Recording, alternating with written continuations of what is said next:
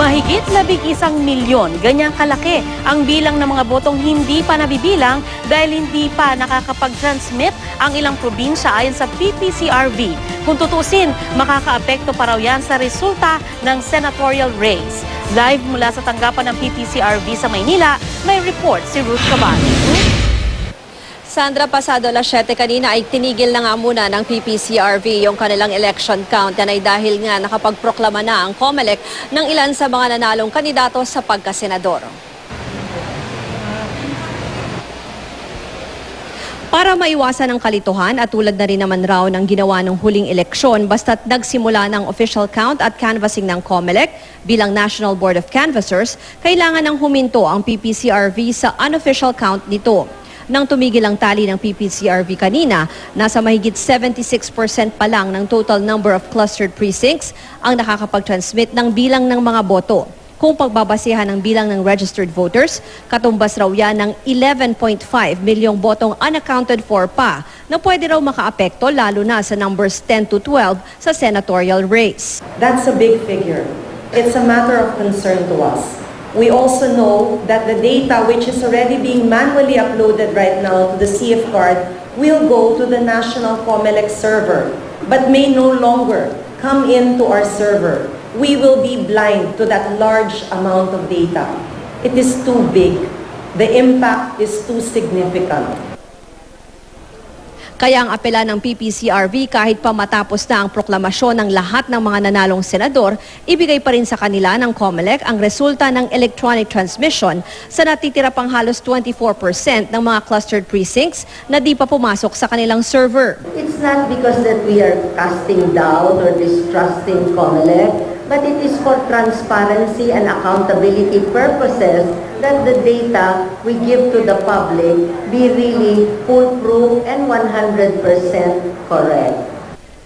Ang isa pang citizens watchdog, the National Movement for Free Elections o NAMFREL, nakitaan nga raw ng trend ang mga probinsyang mabagal ang electronic transmission ng bilang ng mga boto. Kung di man malayo ang lugar, hotly contested naman daw ang labanan, kabilang ng ilang probinsya sa Mindanao.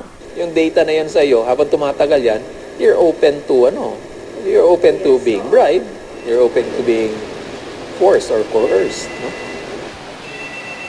Sandra, nung 2010 elections, ganyan din naman ang ginawa ng PPCRV nung nag-canvass na yung National Board of Canvassers doon sa resulta ng presidential at vice presidential election, ay huminto na rin sila sa kanilang quick count. Pero nung panahon na yon ay umabot na sa 90% ng mga total clustered precincts yung kanilang natali na, Sandra. Samantala, itong kanilang manual audit naman nung mga hard copy ng election returns ay magpapatuloy dahil nasa mandato ng PPCRV na gawin yung manual audit na yan at mag-submit ng report sa COMELEC sakaling may mga diferensya doon sa lalabas na electronic transmission at doon sa manual audit. Sandra?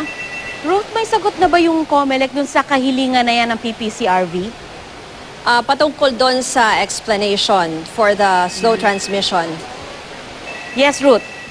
Ang sinasabi kasi daw ng COMELEC dyan kasi marami na kasi, di ba, yung mga sa field nagka-problema sa PCOS machines, nagka-problema sa CF card. So ang ginagawa ng mga guro dyan ay dinidiretso na doon sa municipal or sa City Board of Canvassers yung resulta nga nung bilangan ng boto, yung mga CF card. So ang nangyayari, from the Municipal Board of Canvassers, dumidiretso na lang yan doon sa server ng COMELEC at hindi na dumadaan sa PPCRV server. So, dumidiretso na siya. So, hindi na siya nabibilang dito sa server ng PPCRV. Unlike daw nung 2010, parang naging contingency daw na kahit na idiretso doon sa COMELEC server ay talagang dapat iboton pa rin at mabigyan pa rin ng resulta itong PPCRV server. So, yun lang daw yung nakita nilang explanation. At sinabi rin naman kanina ni Chairman Brillantes na kung i-compare din daw, mas malaki rin daw yung bilang ng boto na pumasok sa kanila at na-transmit doon sa COMELEC server dahil nga may mga ibang data na hindi natanggap itong PPCRV, Sandra.